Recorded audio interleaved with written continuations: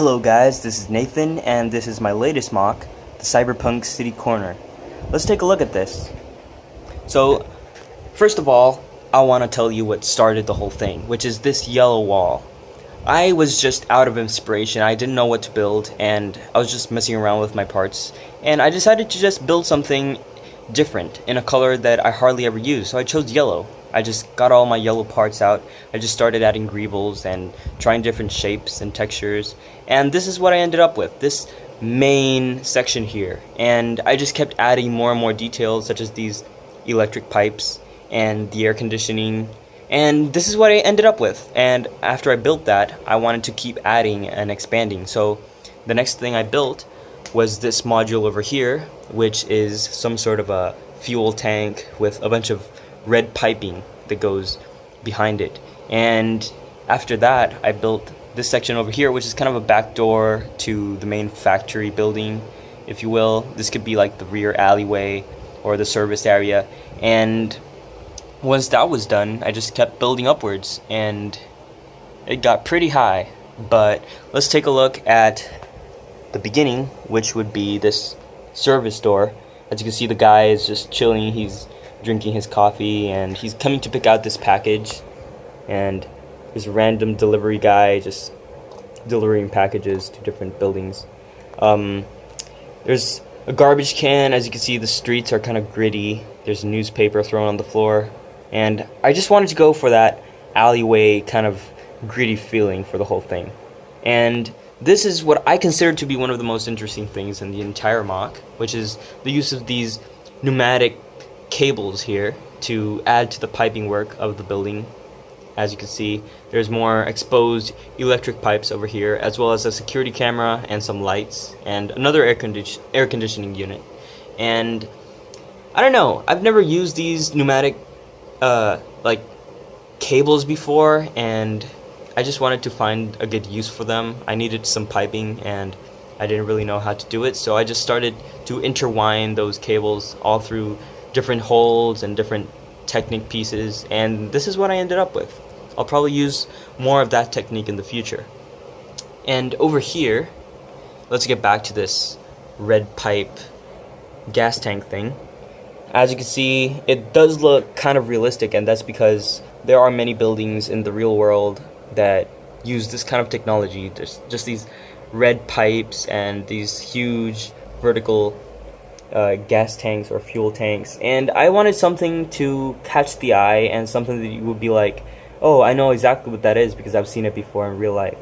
And I have a building near my house which does have something very similar, and I just wanted to replicate that in LEGO, as well as the red fire hydrant over here and the manhole.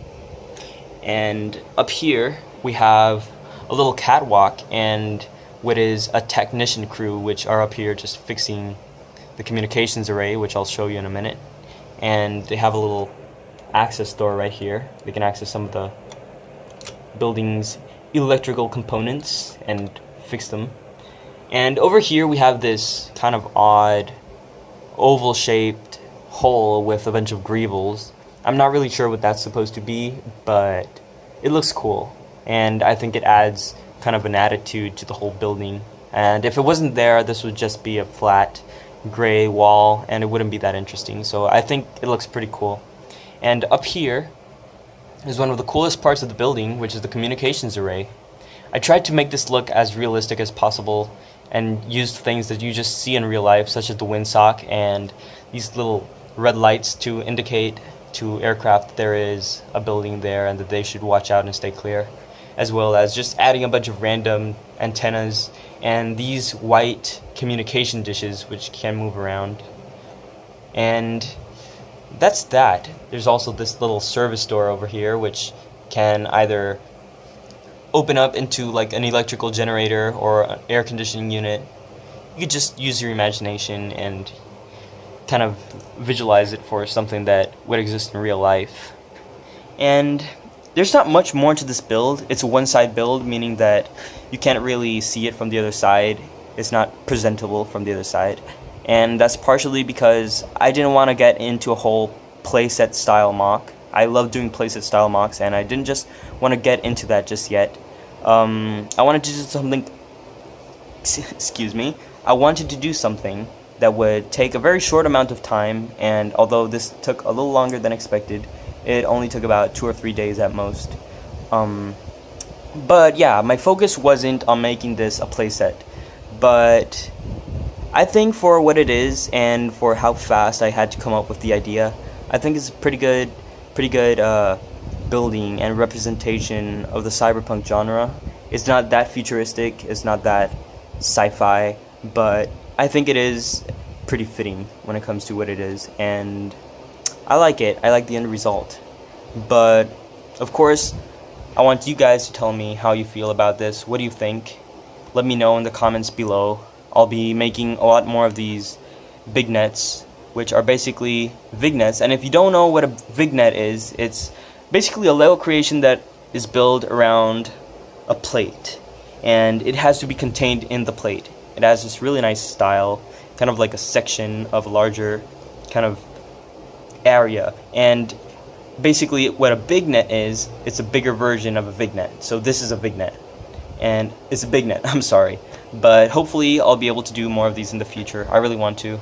And I don't know, just let me know what you guys think, and I guess that's about it. I'll see you with my next video. I am going to continue making Lego creations and post them here on YouTube. I hope you enjoy the content that I've produced so far. And that's about it. Have a great day, guys.